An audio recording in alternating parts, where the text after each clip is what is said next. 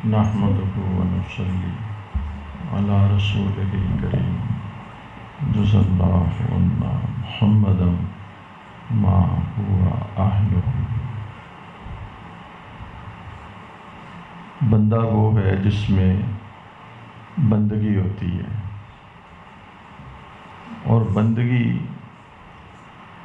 کمال اطاعت سے عبارت ہے۔ بندگی کی کیفیت عبدیت ہے۔ عبدیت کی ایک شان ہے، عبدیت کی ایک شان ہے، اور وہ شان تسلیم و رضا ہے۔ تسلیم و رضا کہ اللہ تعالیٰ کے ہر فیصلے کو اور اللہ جل شانہ کے ہر حال کو جو اللہ کی طرف سے آئے اس کے ساتھ اس حال میں اللہ سے راضی رہے، اس سے تسلیم و رضا کہتے ہیں۔ جیسے آپ دیکھیں کہ ایک مثال ہی ہے کہ کورٹ نے آپ کے ساتھ ایک فیصلہ کر دیا، اور ججز بھی بڑے آنیسٹ ہیں اور وہ بڑے دیانتدار ہیں، یا آپ کہہ دیجئے شرعی عدالت ہے۔ اب آپ کے حق میں جو فیصلہ ہوا تو وہ فیصلہ بظاہر آپ کی مرضی کے خلاف تھا، لیکن جب اس فیصلے کو آپ تسلیم کر لیتے ہیں اور کہتے ہیں کہ اتنے بڑے لوگوں نے یہ فیصلہ کیا ہے، اس میں شریعہ ایڈوائزر بھی ہیں، اس میں بڑے لوگ ہیں، آنیسٹ ہیں، تو آپ کے پاس کوئی جواز نہیں رہتا کہ اس فیصلے کو کا انکار کریں۔ تو سب سے عقل مند آدمی ہوتا ہے جو اس فیصلے کو قبول کر لے۔ اس فیصلے کو قبول کرنے کو تسلیم کہتے ہیں۔ تسلیم کہ اس نے تسلیم کر لیا کہ یہی بات درست ہے، اور جب اس کو وہ تسلیم کر لیتا ہے تو پھر تسلیم کرنے کے بعد پھر اس فیصلے سے اپنے قلب سے راضی رہتا ہے۔ تو ہم نے بہت ساری باتوں کا بیان کیا، ہم نے تکبر کا تذکرہ کیا، ریا کا تذکرہ کیا، اسی طرح شکر کا اور صبر کا، لیکن ہماری مجالس میں تسلیم و رضا کا جو تذکرہ ہے وہ بہت کم، اور یہ یقین جانیے گا کہ اگر میں آپ کو عرض کروں کہ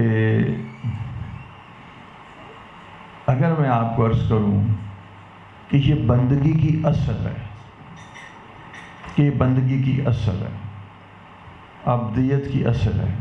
مقام عبدیت کی شان یہ ہے کہ اس میں انسان فیصلے کو قبول کرے اور راضی رہے۔ اچھا، یہ ایک بات میں نے آپ کو بتائی، ایک ایسی مثال دی عدالت کی، کچھ اس سے بات سمجھ میں آئی۔ دوسری بات، آپ ایک مثال سے ہی اس کو آگے بڑھاتا ہوں تاکہ اس کیفیت کو بھی حاصل کرنا ہے۔ اس کے بغیر آدمی بندگی اور عبدیت کو حاصل نہیں کر پاتا۔ دوسری بات یہ ہے کہ دیکھیں، ایک شخص کو اللہ رب العزت کی طرف سے، ایک شخص جو ہے وہ بیمار ہو گیا، اب اس کے اوپر ایک بیماری آئی۔ اچھا، اس کے اندر ایک بیماری آئی تو ہر شے جو ہے کل من عند اللہ، اللہ تعالیٰ ہی کی طرف سے ہیں، اور جو نعمتیں ہیں وہ بھی اللہ ہی کی طرف سے ہیں۔ اب اس نے ایک ڈاکٹر سے رجوع کیا، ڈاکٹر نے کہا کہ دیکھو تمہارا اس مسئلے میں ایک مسئلہ ہے کہ آپریشن ہوگا۔ اب یہ عام بات ہے، آج کل آپریشن ہوتے رہتے ہیں۔ اب دیکھیں آپریشن کرنا بھی اس کے مزاج کے خلاف ہے، مشقت کی بات ہے، لیکن وہ ڈاکٹر کی اس بات کو سن کر مکمل مطمئن ہوتا ہے اور اس کو تسلیم کر لیتا ہے کہ میرا نفع اس میں ہے، تو اس کو تسلیم کہتے ہیں۔ وہ یقیناً دیکھیں اپنے آپ کو ڈاکٹر کے حوالے کرتا ہے، سرجری کے حوالے کرتا ہے، لیکن وہ اگرچہ کہ یہ بات اس پر بھاری گزرتی ہے، لیکن اس بات پر کہ اس میں میرا نفع ہے اور جو فیصلہ ڈاکٹر نے کیا ہے وہ اپنے علم کی بنا پر کیا ہے اور میں اس علم کو نہیں رکھتا، تو اس کو کہتے ہیں تسلیم۔ اور پھر وہ جب تسلیم کی کیفیت حاصل ہوتی ہے تو وہ اپنے یعنی ڈاکٹر سے اس فیصلے پر راضی رہتا ہے۔ پورا دیکھیں ہسپتال تسلیم کے ساتھ بھرے ہوئے ہیں۔ شوکت خانہ میں ایسی کوئی گنٹی سی ہوتی ہے تو ایسے ہی چلے جاتے ہیں، کوئی بس کسی نے چھوٹے ڈاکٹر نے کہا تو چلے جاؤ، وہاں وہ کہتے ہیں وہ یہ تو کینسرس میس ہے، تو اس کے بعد اثر تو طبیعت پہ بہت زیادہ ہوتا ہے، یہ تو بشریت ہے، لیکن وہ اس کو پھر ایکسیپٹ کر لیتا ہے، اس کو تسلیم کر لیتا ہے اور اس کے بعد اس کا علاج شروع ہو جاتا ہے۔ تو یہ تسلیم و رضا ہے۔ اللہ تعالیٰ ہمیں کسی ایسی مشقت میں نہ ڈالے کہ جس کی ہم اہل نہ ہوں۔ لا یکلف اللہ نفسا الا وسعها۔ اچھا، یہ تو ایک چھوٹی سی مثال تھی۔ اب دیکھیے، جو رب اپنے بندے کے ساتھ یعنی 70 ماؤں سے زیادہ محبت کرتا ہے، اس کو انسان کو تکلیف دینا تو یہ تو رب کی صفت ہی نہیں ہے۔ وہ تو جب انسان دوسرے انسان کی دل آزاری کرتا ہے تو اس کو بھی انتہائی ناپسند کرتا ہے اور شریعت میں کبیرہ گناہ ثابت ہو جاتا ہے۔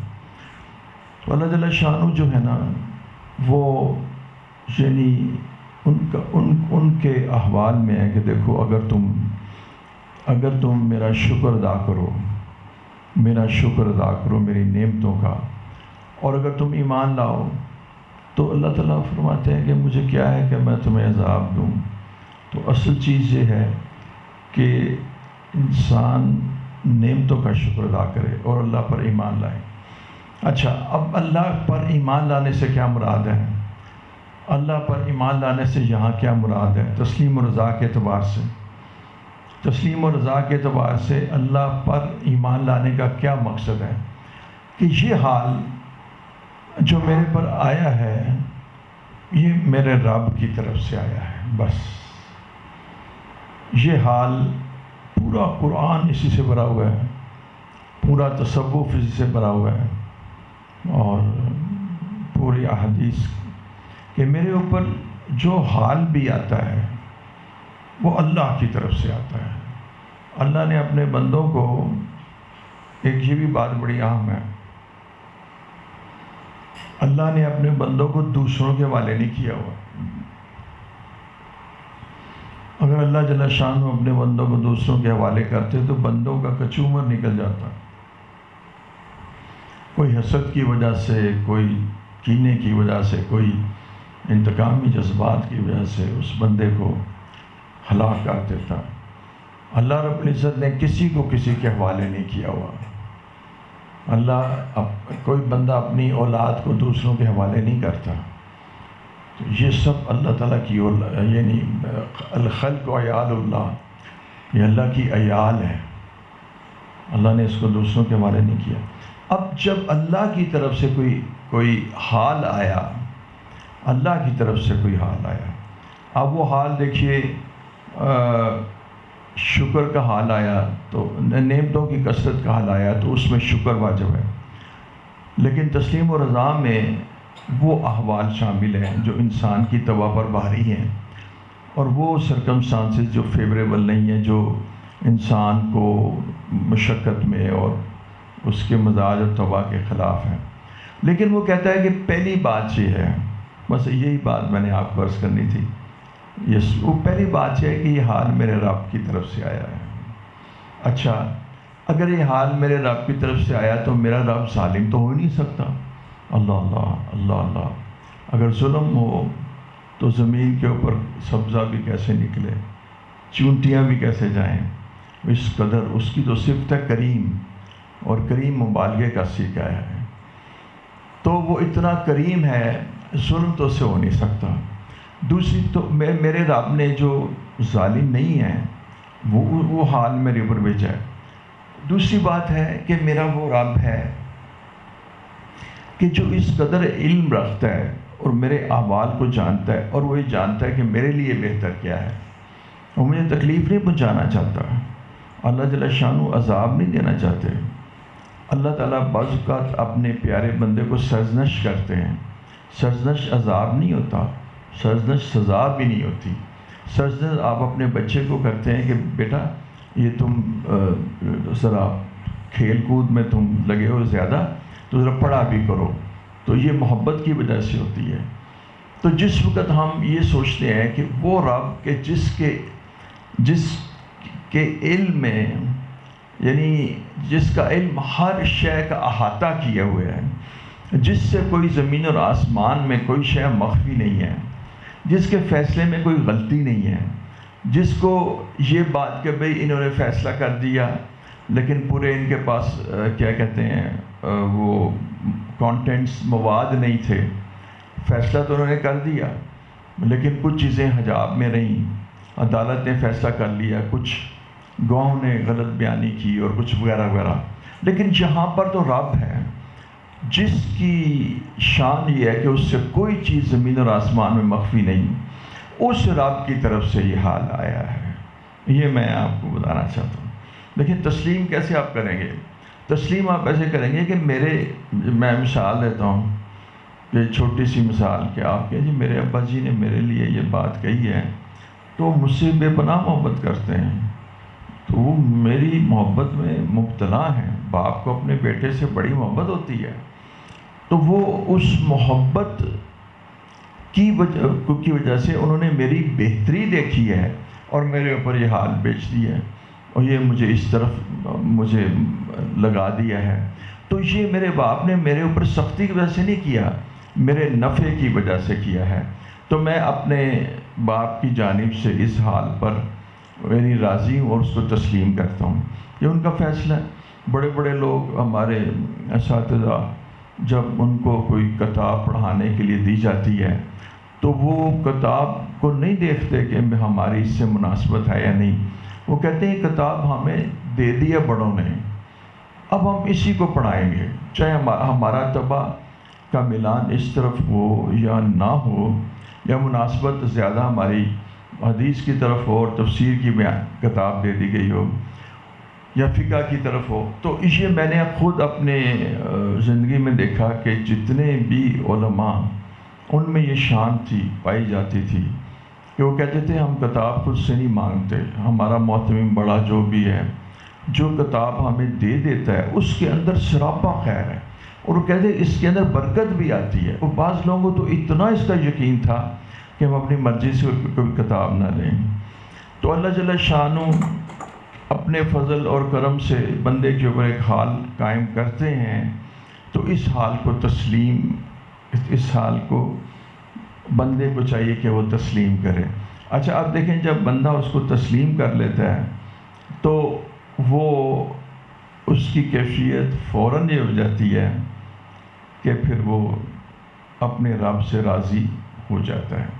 اچھا آخری بات یہ ہے جو اس سمن میں ذرا اور فہم پیدا کرے گی انشاءاللہ, کہ دیکھیں مثال کے طور پہ باپ اپنے بچے کو کہتا ہے بیٹا تم یہ فروسٹ جوس نہ پیو. اب حکم آ گیا کہ فروسٹ جوس نہ پیو. اب بچہ ضد بھی کر رہا ہے لیکن وہ باپ اس کو نہیں دیتا. اس کو پتہ ہے کہ یہ میرا بچہ ہے, اور جب بھی فروسٹ جوس پیتا ہے اس کا گلا خراب ہو جاتا ہے, ٹانسلز ہو جاتے ہیں, اب اس کو نہیں دیتا.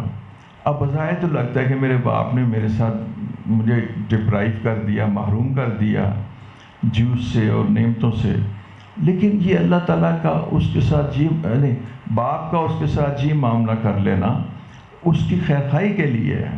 تو اگر اس بچے کو یہ شعور آ جائے کہ یہ میرے باپ نے مجھے کوئی پیسے بچانے کے لیے نہیں کیا، میری صحت اور میری بہتری کے لیے کیا، اس کو تسلیم کرتے ہیں۔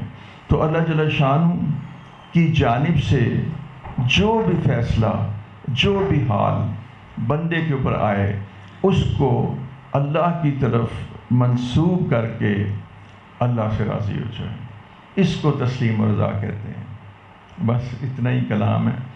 اس کو میں آپ کو عرض کرتا ہوں کہ یہ حقیقت بندگی ہے، یہ اصل بندگی ہے۔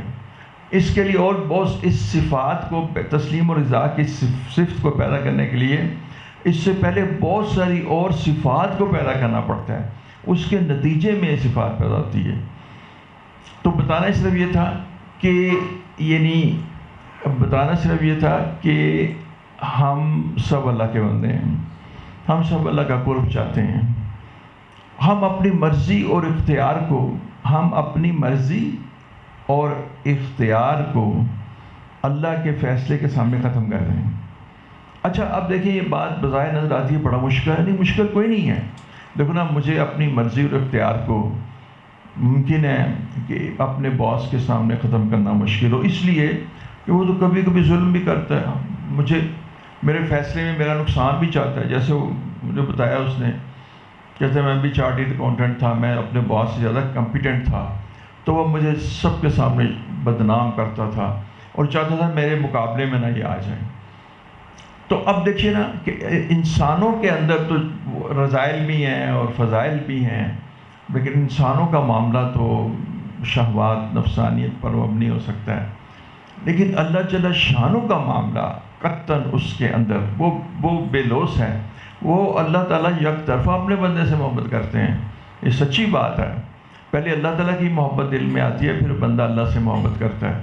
تو یہاں پر جو بات عرض کرنا چاہتا ہوں کہ یہ جو چیز ہے نا، یہ اصل بندگی ہے کہ آدمی اس حال میں، جو حال اللہ رب العزت نے اس کے ساتھ بھیجا ہے، اس میں راضی رہے۔ اب میں آپ کو اس کی ایک مثال دیتا ہوں، بڑی مشقت کی مثال ہے، ویسے بڑی مشقت کی مثال ہے۔ اب دیکھیں، اللہ تعالیٰ اولاد دیتے ہیں اور پھر وہ 7ویں 8ویں مہینے ایبارشن ہو جاتی ہے، مطلب بچہ مر جاتا ہے۔ اب وہ مرا ہوا بچہ نکالتے ہیں۔ اب دیکھیں، یہ اتنے صدمے کی وقتی چیز ہوتی ہے کہ بیان سے باہر ہے۔ شاید اتنا صدمہ عموماً میں نے اس میں بڑے بڑے لوگوں کو دیکھا، یعنی بڑے بڑے لوگوں سے مراد بڑے بڑے دیندار لوگوں کو دیکھا کہ ان کی ہمتیں جواب دے جاتی ہیں۔ پھر بعض اوقات ریپیٹڈ ایبارشنز ہوتی ہیں، سیکنڈ ٹائم بھی، تھرڈ ٹائم بھی، فورتھ ٹائم۔ جب یہ 3-4 دفعہ ہوتا ہے تو ہمت بالکل جواب دے جاتی ہے۔ اچھا، اللہ جل شانہ بھی اپنے بندے پر اس کے استدعا سے زیادہ بوجھ نہیں ڈالتے، قطع نہیں ڈالتے، اس کو بھی زندہ رہنے کا حوصلہ اور اس کے اندر بھی مرہم لگا دیتے ہیں۔ لیکن اب یہ ایک بڑی مشکل مثال میں نے آپ کو دی، لیکن میں نے کہا یہ ایکسٹریم مثال ہے، اسے چھوٹی چھوٹی مثالیں پہلے تھیں۔ جس وقت اللہ کی قسم جس وقت وہ بندہ، وہ بندی اپنے رب سے راضی رہتا ہے، اپنے رب سے راضی رہتا ہے یا رہتی ہے، یقین جانیے گا اس کو کیفیت بندگی حاصل ہو جاتی ہے۔ اور اللہ رب العزت کی بارگاہ میں یہ بندہ، یعنی جیسے کہتے ہیں نا، میں آپ کو یہ لفظ کہتا ہوں، جیسے مجھے جب کوئی آدمی کام بہت زیادہ کرے نا، میں اب اپنی ایسے مثال بیان کر، لیکن اپنے حال بیان کرتا ہوں، جب کوئی شخص کام بہت زیادہ کرے نا، آس میں یا ادھر، تو بے ساختہ مجھے کل میں اس کے لیے پیار آ جاتا ہے، بڑا پیار آتا ہے اس کو، چاہے وہ بول رہا ہو، مجھے اسے بولنا آتا ہو یا نہ ہوتا ہو، لیکن کام جو کرتا ہے نا، جو تو جاتا ہے، میں اسے کہتا ہوں کہ میرا سب کچھ لے لو، یعنی اگر میرے پاس کوئی شے ہے تو تم سارا کچھ وہ لے لو. تو یہ میں اس سے یہ بات کرتا ہوں. یہاں سنیے، یقین جانیے کہ میں آپ کو بتاتا ہوں بڑی دیانتداری اور بڑے اخلاص سے اور بڑے صنعت کے ساتھ پھر اللہ کو اس بندے پر بہت پیار آتا ہے. بس یہ میں نے بتانا تھا. پھر اللہ جل شانہ کو اس بندے پر جو اس مصیبت میں، اس مشقت میں، اس غم میں اللہ سے راضی رہتا ہے، اللہ کو اس پہ بہت پیار آتا ہے. اچھا، جہاں تک تعلق غم کا ہے اور وہ مشقت کو برداشت کرنے کا ہے، وہ تبھی بات ہے اگر غم نہ ہو اور اس کی مشقت محسوس نہ ہو تو اجر کس بات کا. اب دیکھیے نا، آپ نے خبر سنی کہ فلاں کے گھر میں یہ واقعہ ہو گیا تو آپ پڑھ لیتے ہیں انا للہ و انا الیہ راجعون. تو آپ کے ساتھ تو یہ معاملہ نہیں ہوا. چونکہ آپ کے ساتھ یہ معاملہ نہیں ہوا تو آپ کا تو اجر کوئی نہیں ہے اس درجے میں.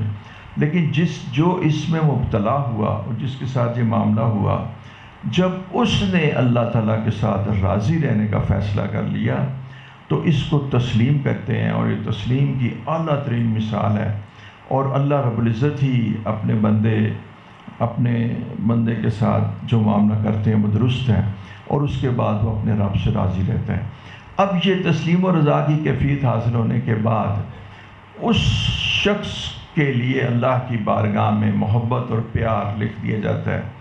بلکہ آپ نے وہ حدیث بھی سنی ہوگی جس کی طرف میں اشارہ کر دیتا ہوں.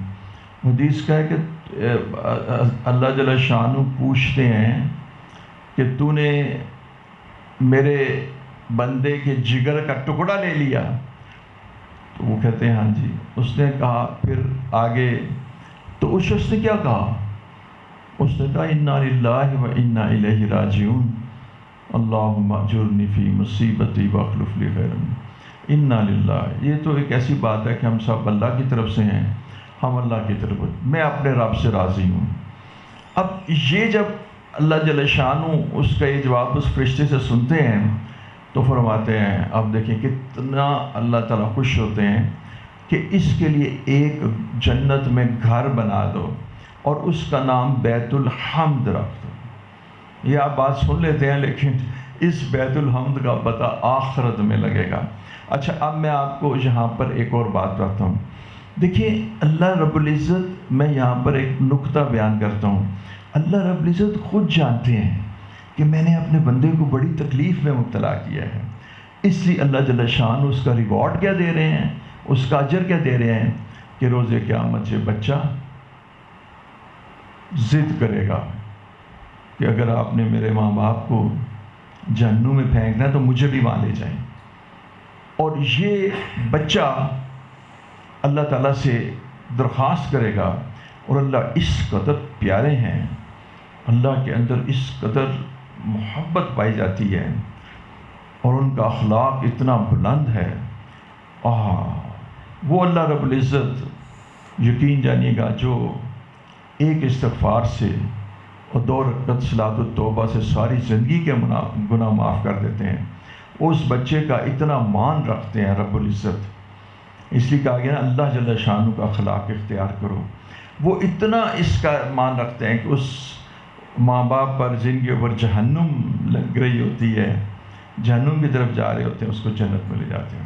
یہاں پر ایک بات دیکھیے کہ وَمَن يَعْمَلْ مِثْقَالَ ذَرَّةٍ خَيْرًا يَرَهُ، مطلب ہے جو بھی نیکی کا تم کام کرتے ہو چاہے وہ ذرہ ایٹم کے برابر ہو، تم روز قیامت پا لو گے. لیکن یہ چونکہ ایک بہت بڑا صدمہ تھا اور ایک بہت بڑا واقعہ تھا، اور اس واقعے کو تم نے اللہ کی رضا کے لیے اور اللہ کی جانب سے تسلیم کر کے برداشت کیا، تو اللہ جل شانہ خوب جانتے تھے کہ کتنا اس کا وزن ہے اس واقعے کا اور اس کا صدمہ کتنا بڑا ہے. لیکن اللہ جل شانہ نے جہاں یہ کہا کہ اس کے لیے بیت الحمد بنا دو، اور وہاں یہ بھی ہوا کہ یہ بچہ اس کے لیے روز قیامت شفاعت کرے گا. اور آپ نے یہ بھی بات اس میں پڑھی کہ جب حضور صلی اللہ علیہ وسلم نے جب صحابہ نے حضور صلی اللہ علیہ وسلم سے بات سنی تو ان کو تعجب ہونے لگا، اور ان کو اس بات پر میں یوں کہتا ہوں کہ رسول اللہ صلی اللہ علیہ وسلم کی بات میں اس طرح غرق ہو گئے اور اتنا انہماک ہو گیا کہ چونکہ ان کو مقصود تو جہنم سے بچنا اور اللہ کو راضی کرنا تھا، تو انہوں نے سوال کر دیا، یا رسول اللہ پھر جس کا کوئی بچہ نہیں جائے گا اس دنیا سے تو وہ کیا، اس کا کیا ہوگا؟ تو فرمایا کہ اس کے لیے میں ہوں۔ تو تسلیم اور رضا کی میں نے ایک مثال دی، اور مثالیں سے چھوٹی بھی ہیں کہ چھوٹی چھوٹی بات پر جو اللہ رب العزت کی طرف سے آتی ہے آدمی گیلا اور شکوہ نہ کرے، جزا و فضا نہ کرے، اللہ تعالیٰ سے راضی رہے۔ دیکھیے ہم نے یہی دین میں پڑھا کہ نصف دین صبر، نصف دین شکر ہے اور بقیہ نصف دین صبر ہے، تو اس کے اوپر پھر صبر کرے، تسلیم و رضا جس وقت اس کو حاصل کرے، پھر اب اس کی تکلیف جو اس کے اوپر آتی ہیں اس پر صبر کرے، اس صبر کی وجہ سے وہ اللہ رب العزت کا ان اللہ مع الصابرین، اس کو معیت اللہ کی حاصل ہو جائے گی۔ تو آخر میں صرف اتنا عرض کر رہا ہوں کہ اللہ تعالیٰ کے ساتھ ہر حال میں اور ہر کیفیت میں اور ہر فیصلے کے ساتھ راضی رہیں، اور اللہ تعالیٰ کے فیصلے کے آ جانے کے بعد بندے کو سمجھ لینا چاہیے کہ میرا ذاتی اختیار مجھ سے سلب ہو گیا اور کوئی اختیار نہیں رہا۔ وآخر دعوانا